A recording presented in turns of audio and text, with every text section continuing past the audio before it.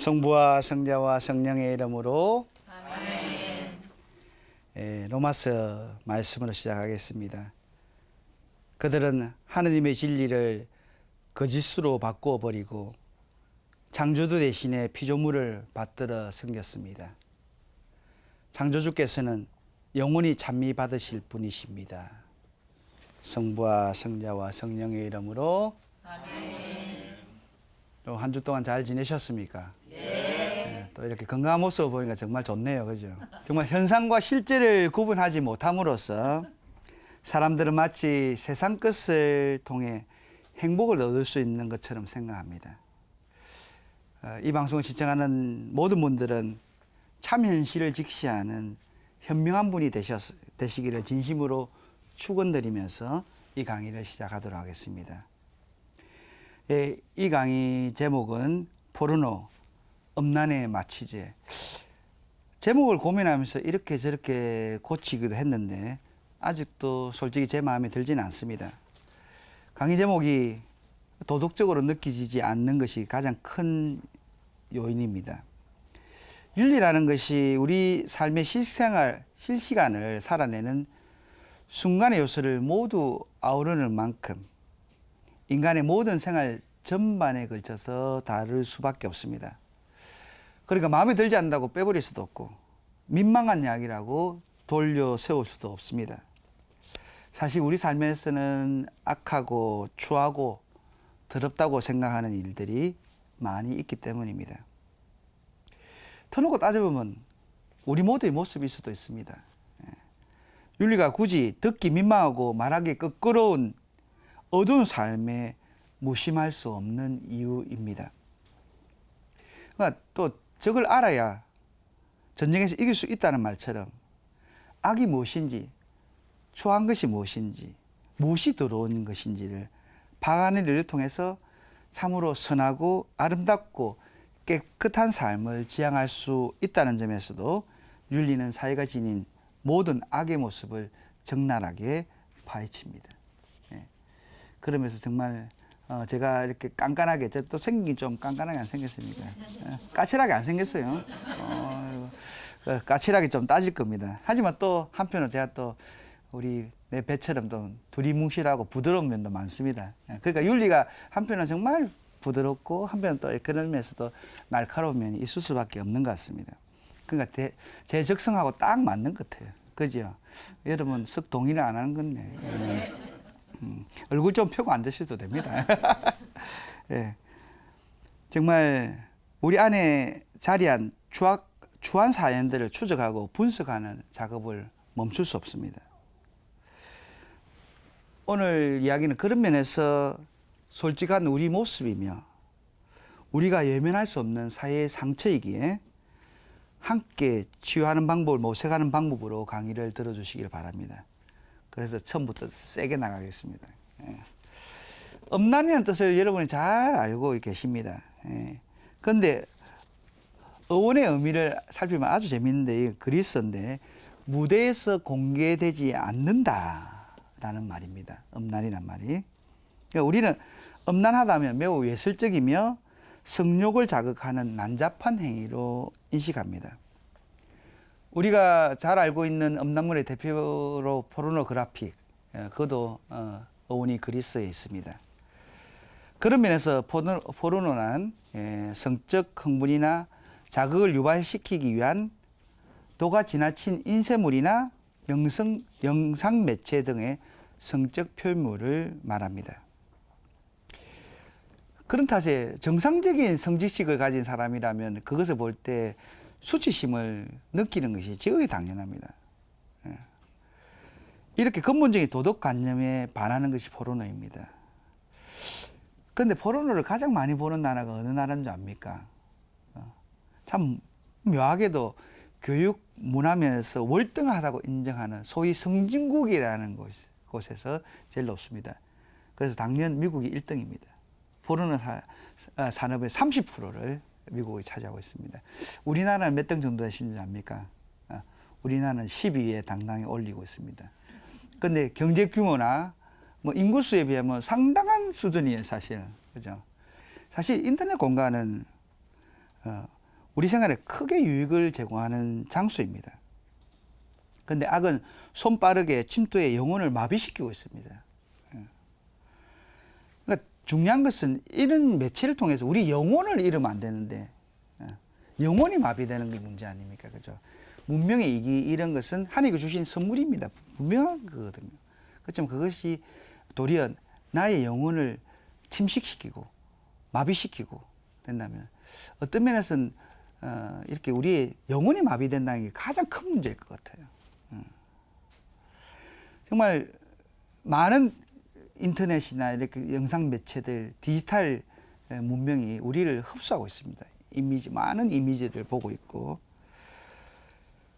언제부턴가는 그 힘에 현혹되어 인터넷 음란물의 영향력까지도 거부하지 못하는 허약한 인간으로 전락했습니다. 세상은 이 음란한 포르노가 다 악이라는 사실을 모르지는 않습니다. 그럼에도 세상 그늘에서는 그 뿌리가 이루 말할 수 없게 깊이 뿌리박고 있다는 것입니다. 또 모두가 혼자 처리한다는, 아무도 보지 않는다는 특성에 매료되어 있습니다. 이러한 인터넷 영향은 성회에서도 아주 정말 가히 엄청나다고 할 수 있는데 그 사실은 거듭된 성의식과 성문화에 물들어 왜곡된 삶을 살아가는 수많은 사람들의 이야기로 증명되고 있습니다. 뿐만 아니라 나날이 가속화되고 변형되고 있는 그 힘이 각오할 만하다고 하겠습니다. 인터넷 이용으로 인한 역기능에는 대표적인 것이 성인 음란물이 77.5%를 차지한답니다. 가장 높습니다. 또 인터넷은 일반 음란 동영상 및 사진 유포가 78.2%로 아주 많은데요. 인터넷을 통해서 청소년들까지 성매매에 관여되어 있고 불건전한 만남이 이루어지고 있답니다. 일반적인 성매매는 물론 아동 포르노까지 유통되고 있으니 인터넷 음란물 유통을 차단하는 것이 현재 사회의 가장 시급한 문제라 하겠습니다. 사실 인터넷을 통한 성매매의 상황이야말로 우리 사회의 가장 큰 암덩어리라고 생각됩니다. 성을 사고 파는 일에서도 이제 인터넷이 가장 애용되는 통로로 쓰이고 있다니 심각하지 않습니까? 이제 슬슬 이렇게 여러분도 감이 오시겠지만 특히 이러한 현상은 청소년을 대상으로 한 성매매의 경우에 더욱 뚜렷한 것이 문제입니다. 사실 통상 성매매의 제안을 어떻게 받아본 적이 있고 받아본 적이 있다면 무엇을 통해서 받아본 적이 있느냐고 어떤 경로를 사용했느냐고 물어보면 청소년의 경우에는 채팅을 통해서 이루어졌다는 응답이 가장 많습니다. 매수 범죄자와 대상 청소년이 만나게 되는 방법에도 인터넷을 이용하는 방법이 전체의 90.9%가 넘는다고 합니다. 그런데 또 더 심각한 것은 고학력자일수록 인터넷을 통한 성매매 비율이 높다는 것입니다. 그런데 실제로 또 보면 아마 이런 현상은 청소년들이 많은 경우에 부모나 타인의 주민등록을 도용한 결과일 수도 있습니다. 그죠? 요즘 학생들 중에는 부모님들 주민등록 못 외우는 경우가 거의 없다고 하는데, 오히려 부모님들은 자식 주민등록을 잘 못 외우죠. 그죠? 안 그렇습니까? 어떤 아버지가 그 화를 내면서, 니는 6살 된 놈이, 아버지 나이도 정확하게 모르는 아니까, 아버지 내 7살인데요. 그랬다던데. 가족 간에도 개인정보 단속을 단디해야 하는 시대가 도래했습니다.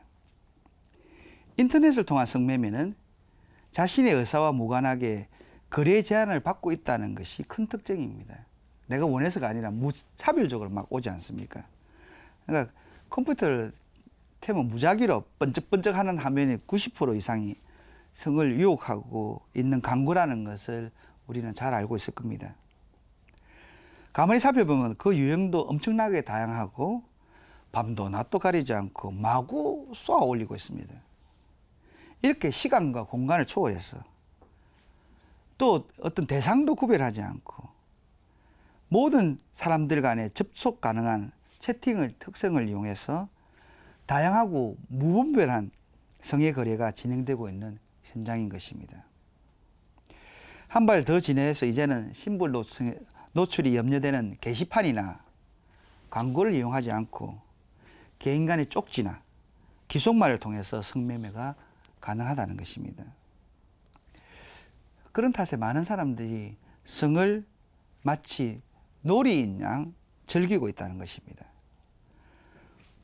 포르노를 통해서 쾌락 일변도의 왜곡된 성적 가치관을 익숙한 세대는 쾌락만을 결합하고 있는 성을 배운다는 의식조차 없이 배웠고 그 결과 성관계란 문턱을 너무나 쉽게 넘었습니다. 그들의 무의식에는 섹스가 게임이다 라고 각인되어 있는 것이 문제입니다.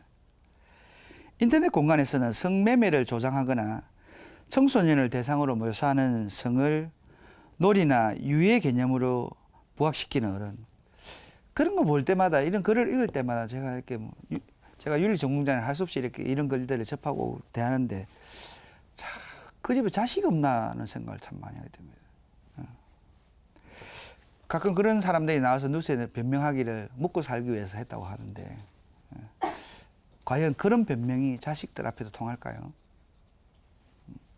이렇게 뻔뻔한 어른 탓에 청소년 성매매가 확산일로에 있습니다.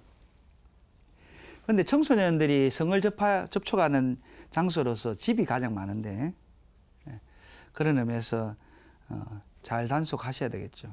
그러니까 사실은 뭐 보통 보면 청소년이 있는 집에서는 뭐 컴퓨터를 거실에 놔둔다든지 텔레비도 뭐 유해 프로그램을 차단한다든지 뭐 잘 하고 있습니다.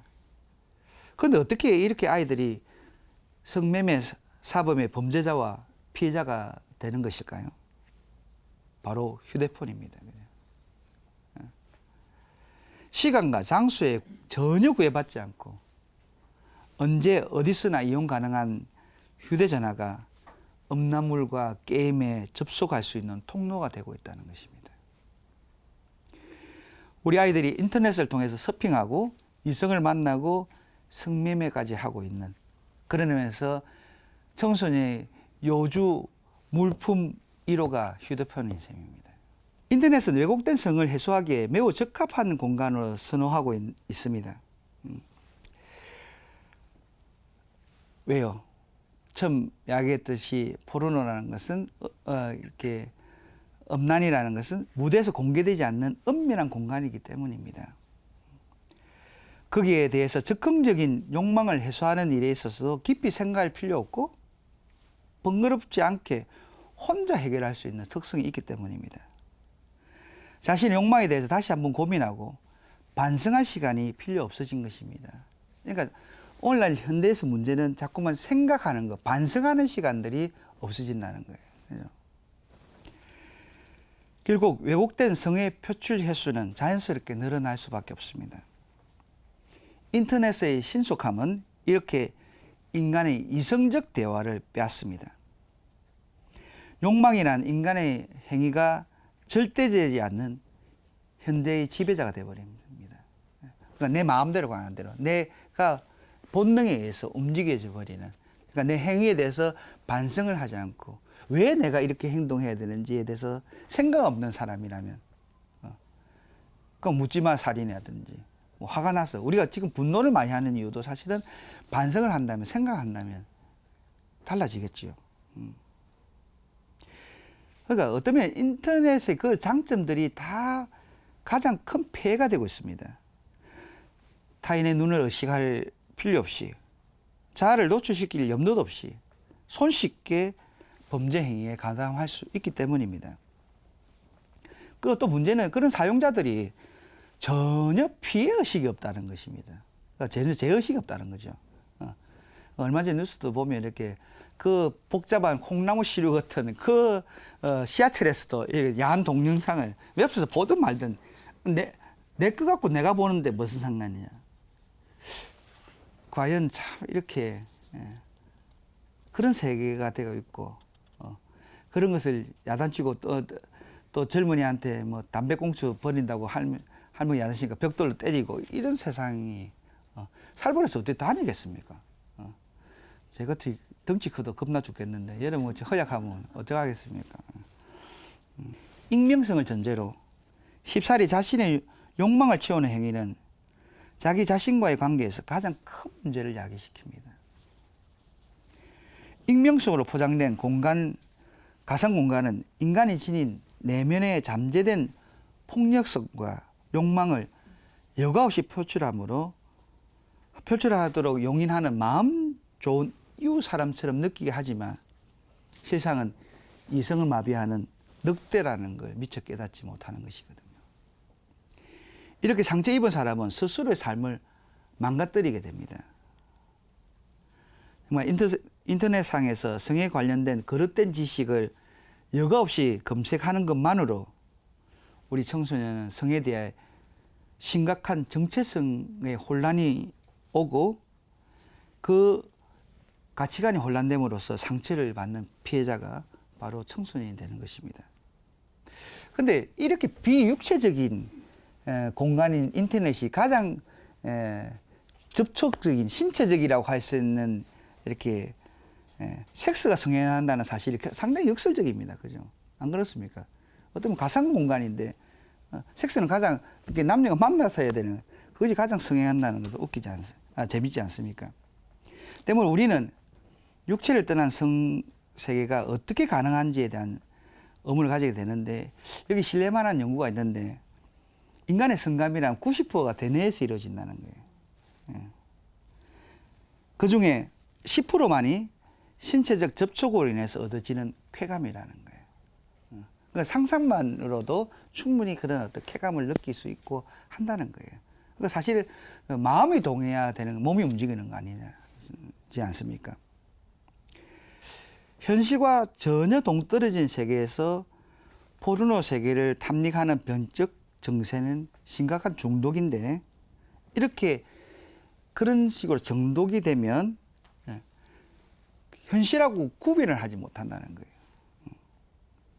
그래서 정상적인 성인식과 성관계를 파괴시켜 버립니다. 그러면 이렇게 지나친 인터넷 사용은 중독 장애를 일으키는데 학업, 직업 그리고 심리적 영역에서 심각한 손상을 일으킨다는 연구 결과가 이를 증명합니다. 더욱 인간은 어떤 한 것에 중독에 이르면 폭력성이 드러납니다. 그러니까 인터넷의 성폭력은 비록 신체적 접촉이 없다 하더라도 시각, 언어를 통해서 피해자에게 성적 모욕감이나 두려움, 유언감에 정서적 피해를 줄 수 있다는 것입니다. 그러니까 대부분이 채팅이나 메일 또는 게임 등에서 이루어지고 있다고 합니다. 그 요즘 또 유행하는 일명 법방이라는 불리는 인터넷 음란 방송도 성폭력이라고 보는데요. 법방은 벗는 방송의 준말입니다. 사이버 어머니 몇 푼으로 어린 청소년들을 희롱하는 세상이 그러니까 방송하는 사람이 옷을 하나씩 돈을 더 낼 때마다 사용하는 거예요. 사실 청소년은 성적 정체성이 정립되기 전에 이렇게 음란 방송을 접하면 여성에 대한 시선이 왜곡된 시선을 갖게 될 가능성이 높다는 거죠. 뭐 당연한 거 아니겠습니까? 그죠? 이대로 방치할 때 이 청소년들이 장년이 된다면 어떤 가치관으로 세상을 물들일지 상상만으로 끔찍하지 않습니까? 사실 사회적으로 여러 번 무리를 일으킨 적이 있는 끔찍한 성폭력의 배후에는 늘 음란 동영상이 있었다는 사실을 간과해서는 안 될 것입니다. 요즘 들어 부쩍 아동 성범죄가 급증하고 있는 이유가 명백합니다.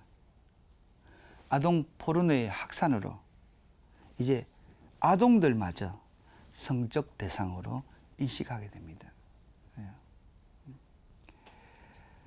무엇보다 큰 인터넷의 문제점은 인터넷에 빠지면 가상 세계와 현실을 분간하지 못한다는 것입니다. 때문에 여성관계에 있어서 실제 영역에서 성폭력으로 이어지게 됩니다. 세상의 모든 여성이 성적 대상자로 오인될 가능성이 높다는 것입니다. 그러다 보니까 우리 여성들이 남성의 이런 시선을 의식할 수 없고 정말 이렇게 무의식적이든 의식적이든 불안한 마음에서 살 수밖에 없다는 것입니다. 모든 여성들을 성적 대상으로만 인식하는 수컷들의 세상은 너무나 끔찍하지 않겠습니까? 그죠? 소위 온 세계가 지향하는 정보사회의 모습이 어떻게 이럴 수 있습니까? 인터넷상의 음란물의 특성을 구체적으로 살펴보면 첫째, 인터넷상의 음란물은 성추행, 성폭력이나 다양한 가해자에 의해 일어나는 강간, 윤간 등의 성폭력이 등장하는 빈도수가 상당히 높다는 것입니다. 또 그 대상자도 현실에서 이루어지기 힘든 건친이나 선생님, 직장 상사 등이 등장한다는 것입니다. 그러면 이런 것을 쉽게 접근할 경우 모방 성범죄를 쉽게 조장할 위험이 있다는 것입니다. 그리고 두 번째는 인터넷상의 음란물에 자주 등장하는 성추행이나 강간 등의 성폭력을 범죄로 다루지 않는 사회 성범죄 불감증이 만연해질 위험이 있다는 것입니다. 성폭력을 여성과 남성 간의 단순한 성행위로 묘사하고 있기 때문입니다. 성폭력이 큰 범죄라는 의식을 희석시키고 단지 성행위의 한 종류로 만들어버리는 아주 위험한 것입니다. 또 세 번째는 음란물에서는 여성의 특성 부위만 지나치게 과장하고 확대시켜 남성으로 하여금 성적 자극을 일으키며 그로 인해 성폭력이 빈번하게 일어나는 원인이 되고 있습니다. 네 번째로는 이렇게 성폭력을 당한 여성이 처음에는 피해자이며 그 후유증으로 고생하는 듯 묘사하다 나중에 그것을 즐기는 것으로 이렇게 묘사합니다. 이렇게 여성이 거부하지 않기 때문에 강간이 일어날 수 있다는 남성 지배적 통념을 강화시켜주는 것입니다. 정말 이런 측면에서 인터넷상의 음란물은 성범죄인 성폭력을 흔히 일어날 수 있게 하는 위험성을 지니고 있습니다. 이거야말로 현대인들이 뒤틀린 성윤리의 산물이 인터넷상의 음란물이며 이 최대의 희생자는 청소년이며 여성이라는 것입니다.